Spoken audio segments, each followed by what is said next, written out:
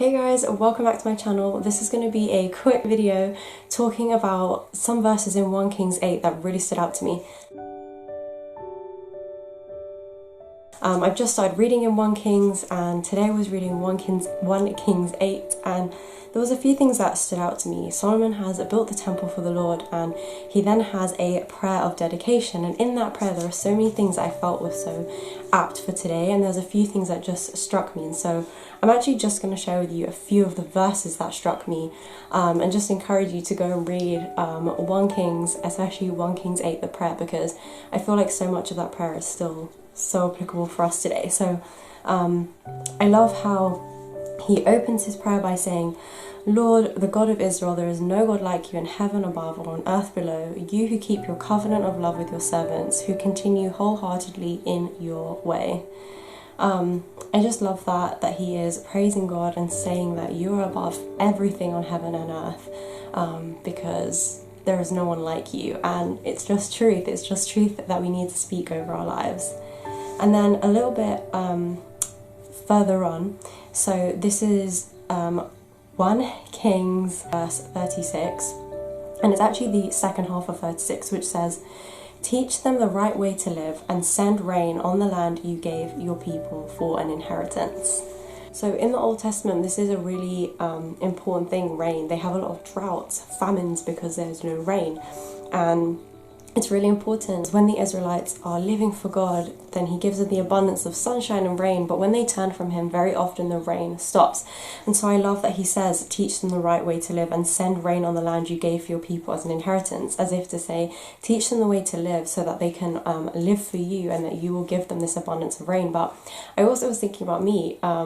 We've come away on holiday and it's raining a lot, and it was kind of a sad thing to be, well, we've gone away, now it's just going to be raining, but actually I want rain, if that makes sense, in my life. I want God to rain down on me, pour out his love to me, give me wisdom, teach me, just pour out his spirit into me so that I can be more and more Christ-like. And when I read that, I thought, yes, Lord, please teach me the way to live, and then send rain on the land you gave your people for an inheritance. Send rain on the place that you've put me, send rain in the church that I'm in, and send rain over my life. And so I wanted to share that because it was just an amazing verse. And then another verse that kind of just stood out to me was verse 39, and then the end of it, which says, "So you know their hearts, for you alone know every human heart."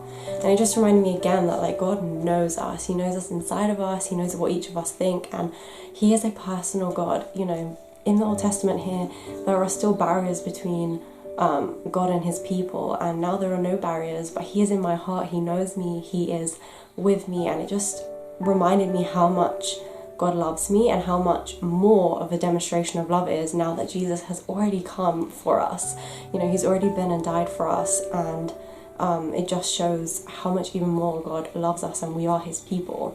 And then another one, which is a little bit longer, is verses 52 and 53, which says, "May your eyes be open to your servant's plea and to the plea of your people Israel, and may you listen to them whenever they cry out to you.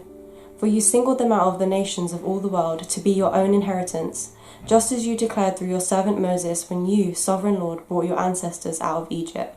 I just really love that we still are asking for God's eyes to be open and to hear our pleas when we cry out to him, because we are all his children, and we want him to hear us and look to us and to answer us, and he does.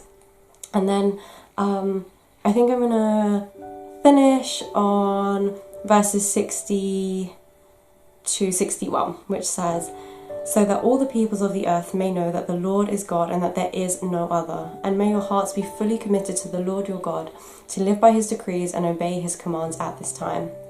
And so I really like this one because twice actually in his dedication he talks about so that all the people on earth may know God. And I just think how amazing that even back then he had a mind of evangelism so that all people would know that God is the only God. And then just to finish by reminding us to commit our hearts fully to the Lord. And I felt challenged when I woke up this morning on this holiday that I need to be fully committed to the Lord, that I need to be refreshed in my relationship with him, that I need to remember that he is the Lord my God, that his word never fails, that he is amazing, and that I just want him to rain down on me again and help me to live out the life that he has called me to live. And so I just wanted to share a few bits from 1 Kings 8. Let me know from 1 Kings 8 anything that you love from this verse, because there were a few other ones I could have picked, but yeah, I just wanted to share with you 1 Kings 8. I feel like reading the Old Testament often reminds me of just how much God loves us, and how much,